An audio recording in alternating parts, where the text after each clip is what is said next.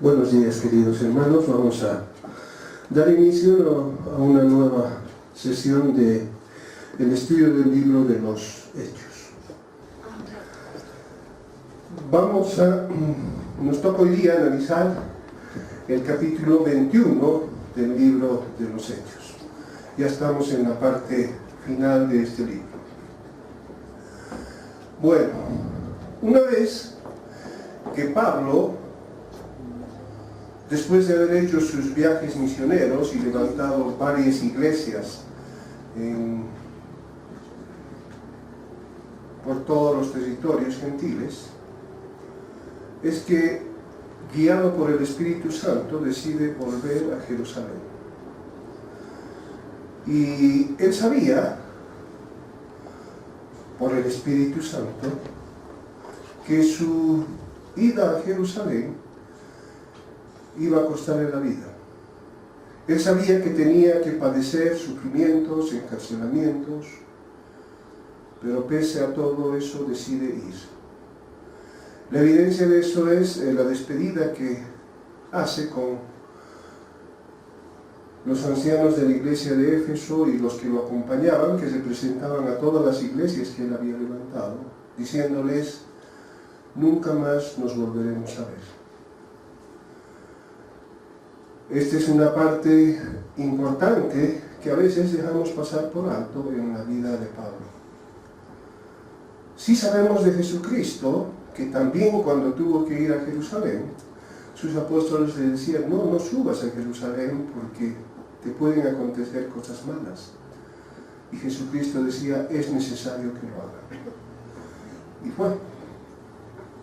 En Pablo vamos a ver muchas acciones que son muy similares a las que ocurrió con Jesucristo. Vayamos qué dice en este capítulo 21 los versos del 1 al 4. Después de separarnos de ellos, zarpamos y fuimos con rumbo directo a Cos, y al día siguiente a Rodas, y de allí a Pátara. Y hallando un barco que pasaba a Fenicia, nos embarcamos y zarpamos. Al avistar Chipre, dejándola a mano izquierda, navegamos a Siria y así vamos a Tiro, porque el barco había de descargar allí. Y hallados los discípulos, nos quedamos allí 7 días, y ellos decían a Pablo por el Espíritu que no subiese a Jerusalén. ¿Qué es lo que vemos en estos primeros versículos? Que Pablo tenía la convicción de llegar a Jerusalén lo más antes posible. Por eso vemos que hace un recorrido, desembarca en un barco, se pasa a otro y sigue continuamente su viaje. Fue una larga travesía, pero tiene que quedarse en Tiro. Dice que se queda allí por 7 días, porque la embarcación con la que viajaba tenía que descargar y volver a cargar, y eso aproximadamente duraba ese tiempo. No había el equipamiento que ahora se tiene, seguramente se lo puede hacer más fácil. Entonces, como se veía obligado a quedarse por, entre comillas, mucho tiempo en Tiro, ¿qué es lo que hace él? No se olvida de su misión, no se olvida de su ministerio. Y lo primero que hace es busca una iglesia o busca hermanos que se congreguen y los encuentra. Dice que encontró discípulos. Estos posiblemente, porque no relata la Biblia cuándo se había levantado una iglesia en Tiro, pero posiblemente hayan sido o se haya levantado cuando escaparon de Jerusalén por la persecución que existía. Escaparon todos y alguno de ellos pudo haber llegado a esta región y predicar el Evangelio. Pero lo que sucede acá, cuando están con ellos, es interesante. Dice, estos discípulos le decían a Pablo por el Espíritu que no vaya a Jerusalén.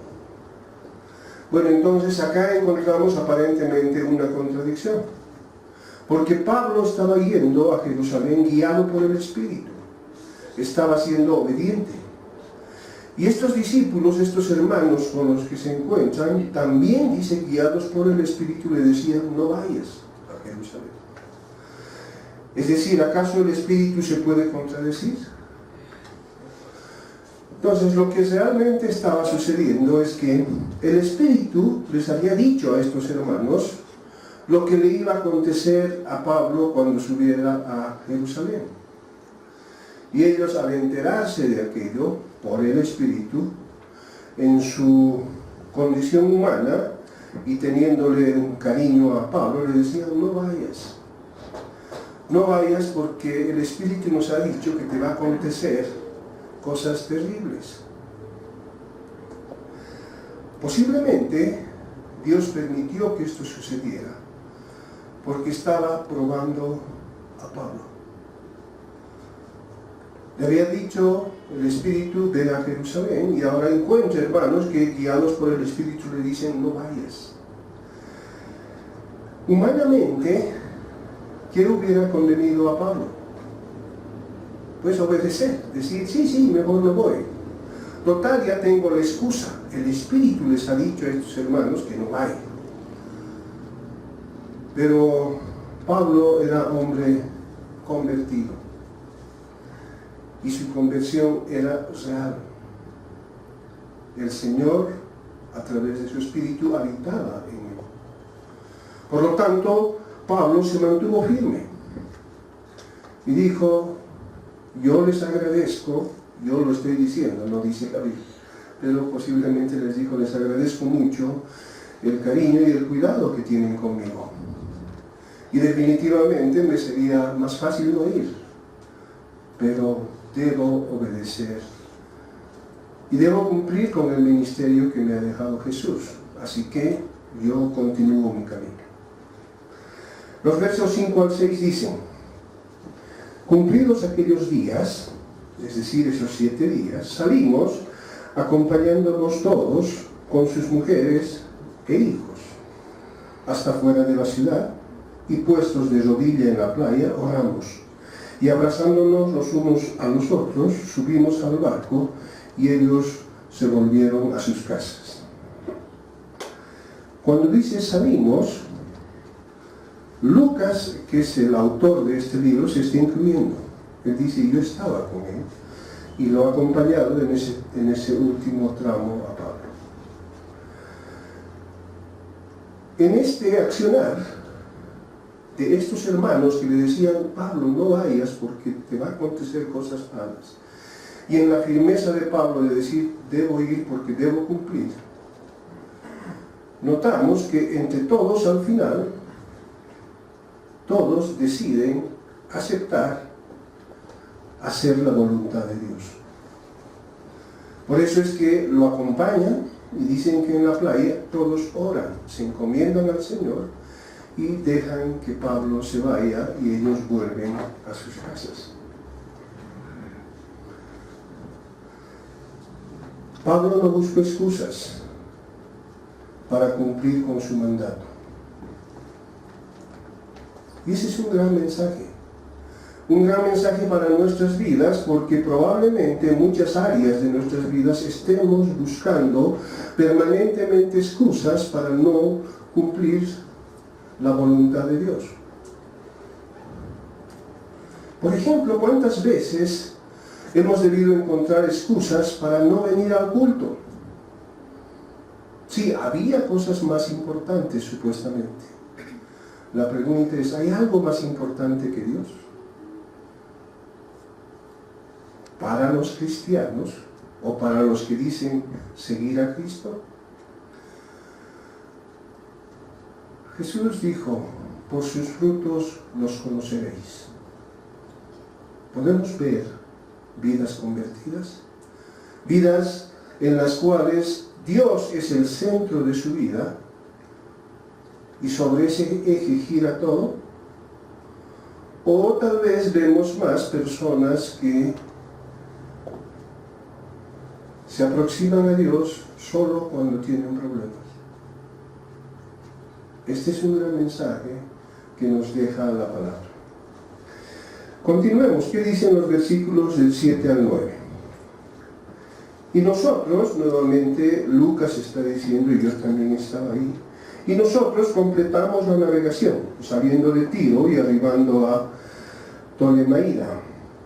Y habiendo saludado a los hermanos, nos quedamos con ellos un día. Al otro día, saliendo Pablo y los que con él estábamos, fuimos a Cesarea. Y entrando en casa de Felipe, el evangelista, que era uno de los 7, posamos con él. Este tenía 4 hijas doncellas que profetizaban. ¿Qué dice?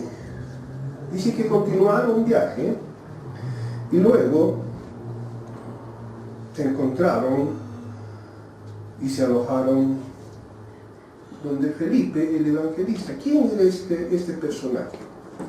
Si se acuerdan, cuando la iglesia comenzó en Jerusalén, la multitud, la gente creció tanto, 3.000 se convirtieron, 5.000 se convirtieron, era mucha gente y solamente los discípulos estaban a cargo de todo. Entonces hubo rumores de que las viudas de unos no eran muy bien atendidas y por eso es que decidieron en la iglesia que se nombre a 7 varones de buen testimonio para que ayudaran con la obra.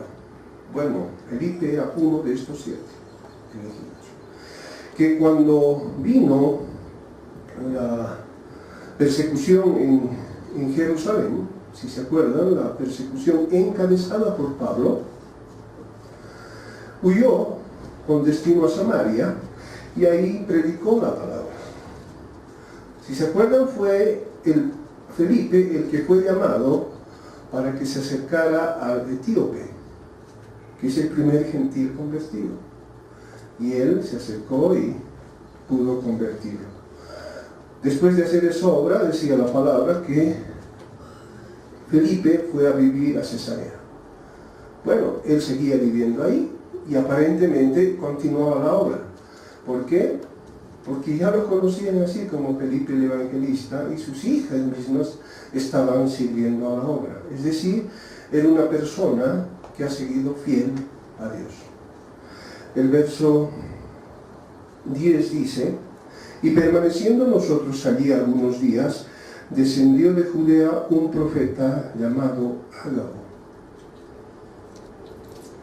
Es decir, mientras ellos estaban allá, y aunque dice la palabra que en la casa de Felipe sus hijas profetizaban, fue necesario que venga otro profeta a la casa, un profeta llamado Ágabo. ¿Quién era esta persona? Fue un profeta que predijo años antes la hambruna que iba a pasar Jerusalén y que se cumplió. ¿Qué pasó con este profeta? En los versículos 11 al 13 dice: quien viniendo a veros, es decir, el profeta, tomó el cinto de Pablo y atándose los pies y las manos dijo: esto dice el Espíritu Santo, así atarán los judíos en Jerusalén al varón de quien es este cinto, y le entregarán en mano de los gentiles. Al oír esto, les rogamos nosotros, se está incluyendo Lucas, el que escribe, dice: al oír esto les rogamos nosotros y los de aquel lugar que no subiese a Jerusalén. Entonces Pablo respondió: ¿qué hacéis llorando y quebrantándome el corazón? Porque yo estoy dispuesto no solo a ser atado, mas aún a morir en Jerusalén por el nombre del Señor Jesús. La firmeza de Pablo era grande. Nuevamente, a través de un profeta, el Espíritu le estaba confirmando los sufrimientos que iba a pasar en Jerusalén. Y nuevamente la reacción humana de los que estaban ahí, incluido Lucas, al oír aquello que le dijeron: no subas a Jerusalén, que no te pase estas cosas. Y la firmeza de Pablo era grande. Dice: yo estoy dispuesto no solamente a sufrir eso, sino a dar la vida por el Señor Jesús, por aquel a quien he perseguido. estoy dispuesto a dar la vida. Y se cumplía algo de lo que Jesús dijo. Cuando le dijo a Ananías, ve a este hombre Pablo y háblale de mí. Pero ¿cómo? Dijo Ananías, ¿se acuerdan? Este es el perseguidor. ¿Cómo es posible que tú lo hayas elegido? ¿Y qué dijo el Señor? Es necesario que Él padezca, que conozca el padecimiento por el nombre del Señor. Y eso es lo que se estaba cumpliendo. Era un hombre que según su propia boca estaba dispuesto a dar su vida por Jesús. ¿Podremos encontrar personas en la actualidad con ese corazón? ¿Lo podremos hacer? ¿O será que solamente cantamos? Señor, te entrego mi vida, Señor, tú eres lo más importante.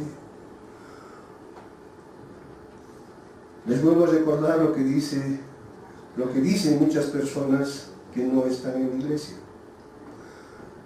Los cristianos no mienten cotidianamente, solo mienten cuando cantan, cuando alaban. Pablo no era de ellos. Pablo estaba, como después sucedió, dispuesto a dar la vida por el Señor. El Espíritu entonces le estaba confirmando a Pablo los sufrimientos que iba a padecer y estaba siendo nuevamente probado. Pero Pablo se mantuvo firme. Continuemos con la lectura, versos 14 al 16. Y dice, y como no le pudimos persuadir, desistimos diciendo, hágase la voluntad del Señor.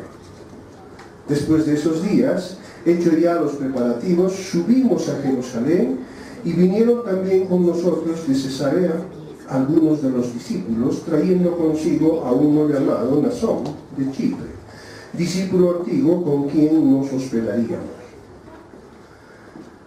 Había llegado el momento de demostrar su fe. Había llegado el momento de padecer por el nombre del Señor. A veces esos momentos los vemos muy lejanos y vivimos sin importarnos, sin prepararnos tal vez para ese momento. ¿Cuántos de nosotros estamos conscientes de que va a llegar el día del juicio final? Y que deberíamos estarnos preparando porque nos preguntarán, ¿qué hiciste con lo que te di? Tendremos que dar cuentas de aquello.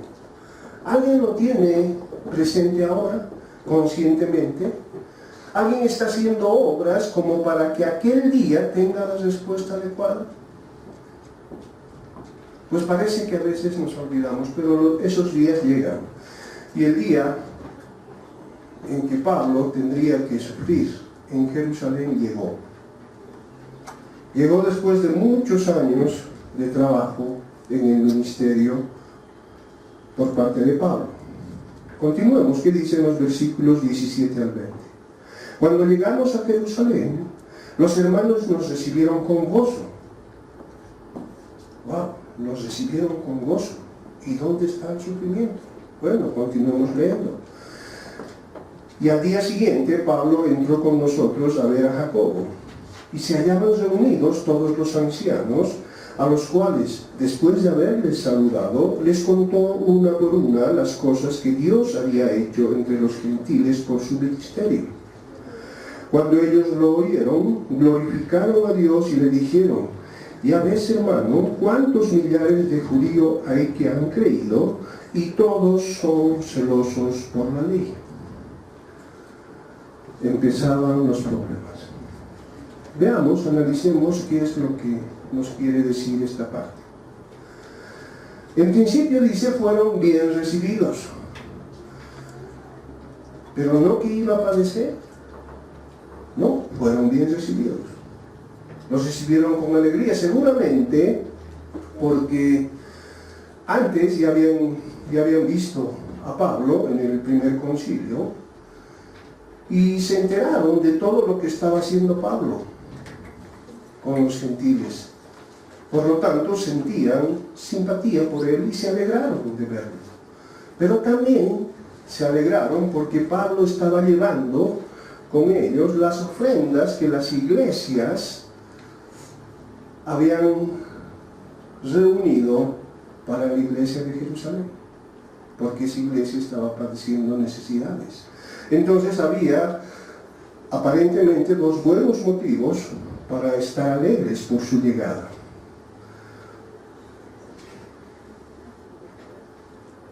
Luego dice, fueron a reunirse con Jacob, este era el hermano de Jesús, que era líder en la iglesia de Jerusalén.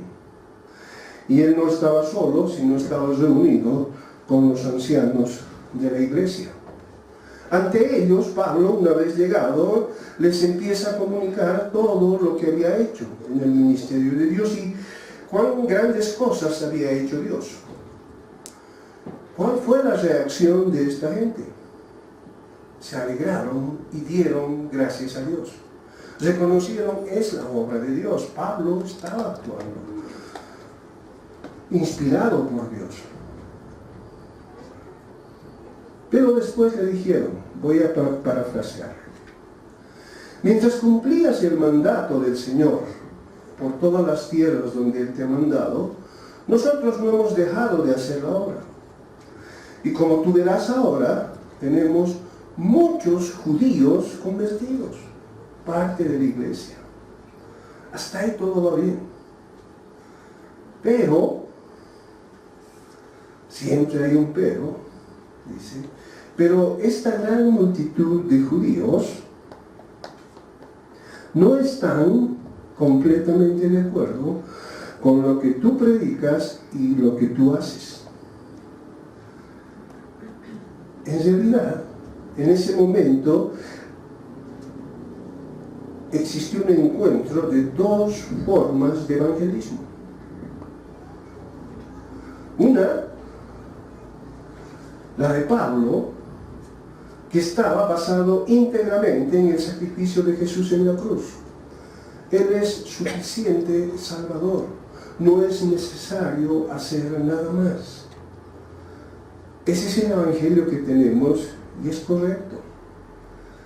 Y la otra manera era la que tenían los judíos convertidos. Si bien ellos estaban reconociendo la labor de Jesucristo en la cruz, todavía mantenían sus costumbres y querían mantener sus costumbres.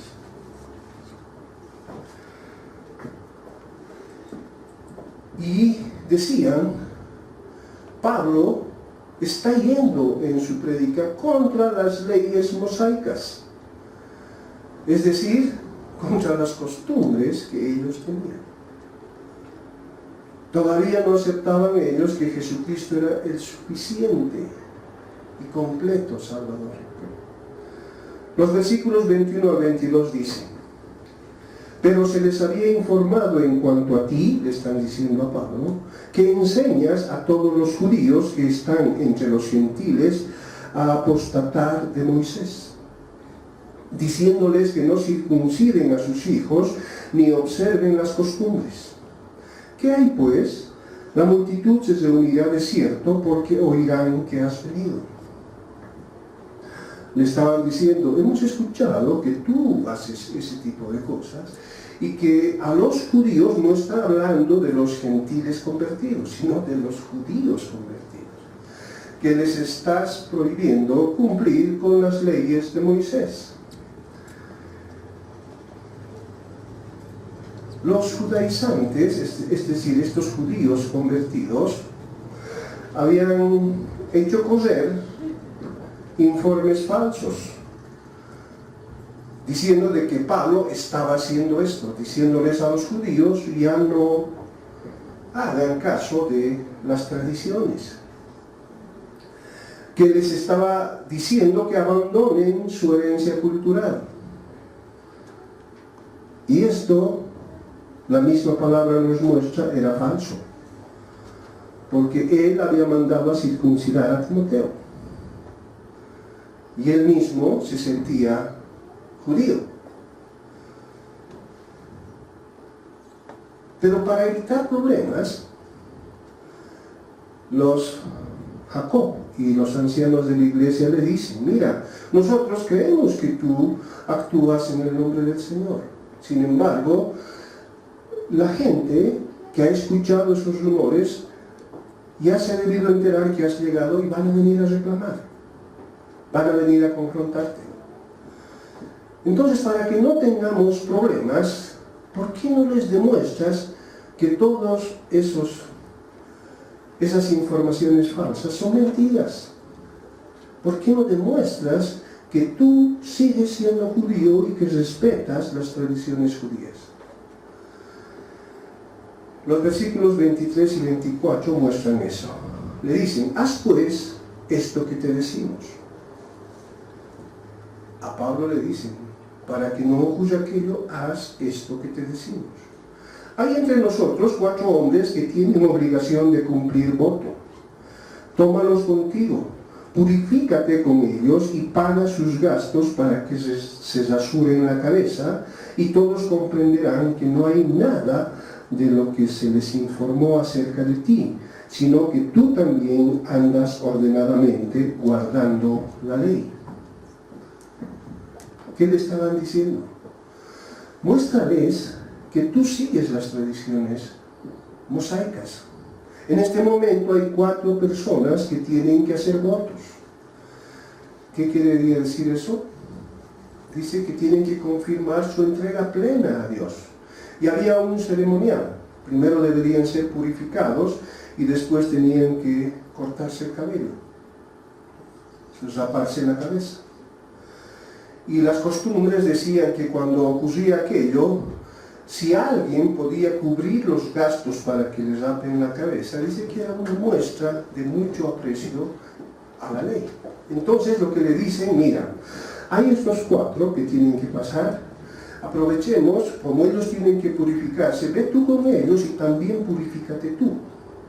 Y cuando ellos vuelvan después de la purificación y tengan que raparse la cabeza, paga tú el costo de los 4. De esa manera vas a demostrar a todos que tú estás guardando la ley. ¿Qué hace Pablo? ¿Cuál es la reacción de Pablo? Dice: muy bien, yo lo voy a hacer. ¿Será que Pablo estaba reconociendo que la muerte de Jesucristo no era suficiente para la salvación? No.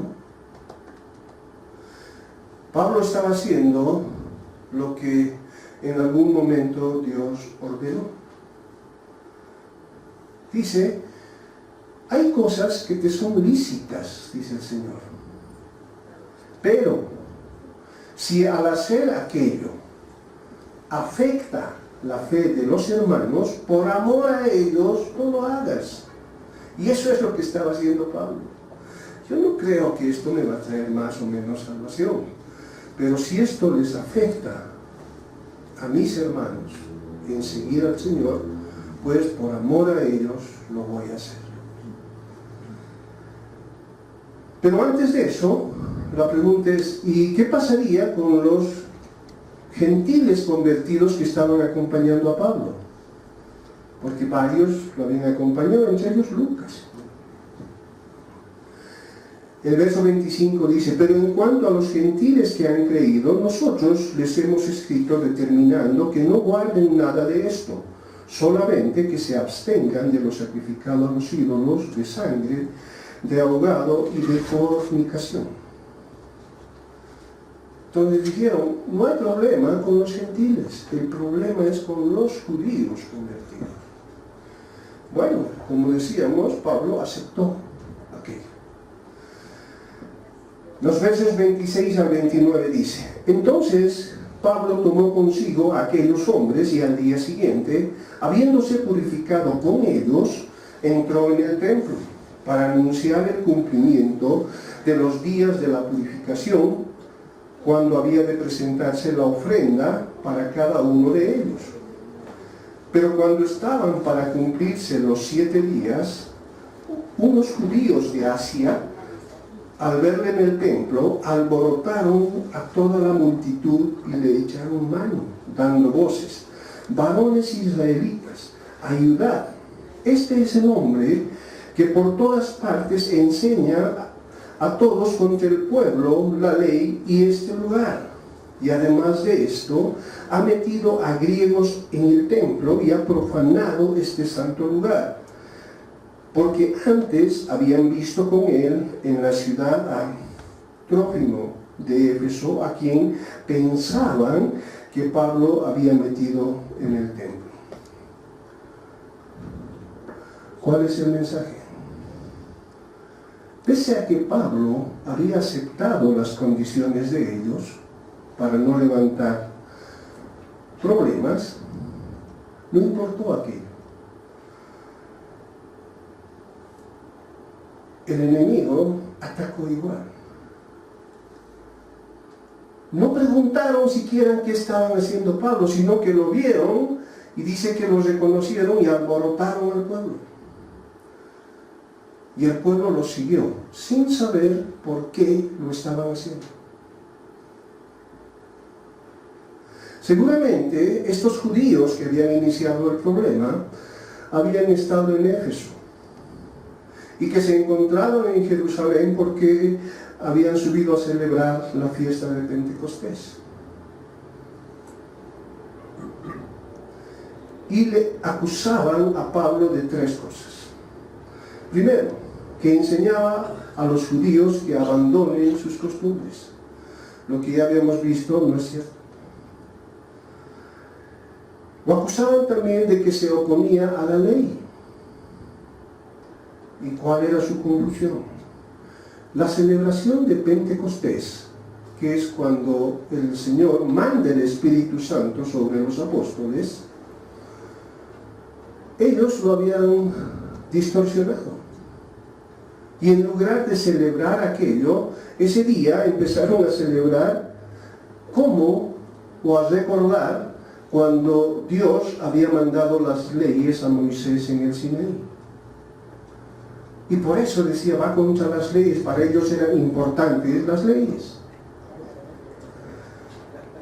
Por otra parte, la tercera acusación era que ha blasfemado o ha contaminado el templo. Si ustedes recuerdan, esa fue la misma acusación que le hicieron a Jesús y fue lo que precipitó a su muerte. A Pablo le estaban haciendo cosa igual. Por supuesto, todas estas acusaciones no eran ciertas. Pero ¿qué pasó luego? Versículo 30. Dice: así que toda la ciudad se conmovió y se agolpó el pueblo, y apoderándose de Pablo, le arrastraron fuera del templo e inmediatamente cerraron las puertas. Dice que toda la ciudad se alborotó. Yo me pregunto, los que estaban en la ciudad y cuando hubo un problema subieron, ¿qué sabían cuál era el problema? Para que ellos más se acoplaran al reclamo. No sabían nada. Yo no sé si lo hacían por inercia o era un pueblo parecido al nuestro. Manifestación por aquí, por allá, y a veces no sabe ni por qué sale, pero sale. Y también dice que los guardias del templo cerraron la puerta una vez que Pablo salió. Porque dijeron, no es bueno que lo maten aquí adentro porque va a contaminar el templo. Pero una vez que sale, cierran las puertas para que él no pueda entrar. Y no hicieron nada por defenderlo. Ahí estaba Jacob, estaban los ancianos que habían escuchado lo que Pablo había hecho y habían dado gloria a Dios por todo aquello. Y no hicieron nada. Dejaron que se lo llevaran. Versos 31 al 32 dice: y procurando ellos matarle una vez afuera, se le avisó al tribuno de la compañía que toda la ciudad de Jerusalén estaba alborotada. Este, tomando luego soldados y centuriones, corrió a ellos, y cuando ellos vieron al tribuno y a los soldados, dejaron de golpear a Pablo. La guardia romana, que controlaba todo el accionar de Jerusalén, vieron el alboroto y dieron parte al tribuno, y este con sus soldados fueron a ver qué pasaba, porque una de sus responsabilidades era mantener la paz en Jerusalén. Entonces fueron y se encontraron con gran alboroto y toda la gente atacando a Pablo. Entonces seguramente fueron a Pablo sin saber lo que estaba ocurriendo, pero bueno, ya que todos lo estaban agrediendo, algo debió pasar. Y trataron de preguntar, y veamos lo que dice las Escrituras, los versículos 33 al 36. Entonces, llegando el tribuno, le prendió y le mandó atar con 2 cadenas, y preguntó quién era y qué había hecho. Pero entre la multitud, unos gritaban una cosa y otros otra, y como no podía entender nada de cierto a causa del alboroto, le mandó llevar a la fortaleza. Al llegar a las gradas, aconteció que era llevado en peso por los soldados a causa de la violencia de la multitud, porque la muchedumbre del pueblo venía atrás gritando, ¡muera! Había una gran confusión. Llegó el tribuno con sus soldados, lo toman a Pablo diciendo algo ha debido hacer, pero no sabemos qué, y pregunta al pueblo, bueno, ¿quién es él y qué ha hecho? ¿Por qué lo están golpeando? Unos decían una cosa, otros decían otra cosa, y al final nadie sabía qué es lo que estaba sucediendo. ¿No es tremendo aquello? Que haya gente dispuesta a matar a otros sin saber por qué. El enemigo actúa de esa manera. Y a veces sufrimos nosotros ese tipo de ataques. No tenemos la culpa de nada, pero el ataque viene igual. Bueno, ¿y qué hizo el tribuno? Dice, bueno, no se sabe de qué lo acusan, pero algo ha debido hacer, entonces mejor nos lo llevamos al cuartel. Ahí vamos a tenerlo libre de este peligro. Y deciden llevárselo con sus soldados, y dice que la multitud era tanta que tuvieron que cargarlo, porque venían detrás de él diciendo, muera, que lo maten. Sin saber por qué estaban pidiendo que lo maten. ¿Cómo continúa? El verso 37 dice, cuando comenzaron a meter a Pablo a la fortaleza, dijo al tribuno, ¿se me permite decirte algo? Y él le dijo, ¿sabes griego? Una vez que lo estaban metiendo al cuartel, Pablo en griego le dice al tribuno, ¿me permites hablar? Y el tribuno se sorprende y le dice, ¿sabes griego? ¿Por qué se sorprende? Porque el griego, el hablar griego, era solamente de personas muy cultas. Y como lo veían a un hombre que el pueblo lo estaba agrediendo, nadie se imaginaba que Pablo tenía ese nivel. Y el guardia o el tribuno se sorprende. Y le hace una acusación producto de una confusión. Veamos qué. Los versos 38 al 39. El tribuno, una vez que le dice, ¿me permites hablar con el pueblo? Y le dice, ¿sabes griego? Bueno, le dice, ¿no eres tú aquel egipcio que levantó una sedición antes de estos días y sacó al desierto los 4,000 sicarios? Entonces dijo Pablo, de cierto soy hombre judío de Tarso, ciudadano de una ciudad no insignificante de Sicilia, pero te ruego que me permitas hablar al pueblo. El tribuno había confundido a Pablo con un egipcio, que era un falso profeta y que en algún momento había sublevado a los judíos y había llevado muchos miles prometiéndoles que los iba a librar de los romanos. Entonces, el tribuno lo confundió a Pablo y Pablo dice, bueno, primero no soy egipcio, yo soy judío. Con eso quedó aclarado y le dijo, permíteme hablar con el pueblo. El verso 40 de este capítulo 21 dice, y cuando él se lo permitió, es decir, el tribuno, Pablo, estando de pie en las gradas, hizo señal con la mano al pueblo, y hecho gran silencio, habló en lengua hebrea, diciendo, Pablo, una vez que el tribuno le permite, dice, se enfrenta al pueblo, y les dice, cállense, déjenme hablar, escúchenme. Y el pueblo se calla. Y Pablo habla. ¿Qué les dijo? Si quieren saberlo, vuelvan el próximo domingo a esta misma hora. Que Dios los bendiga mucho. Fue una realización de Comunidad Cristiana de Restauración.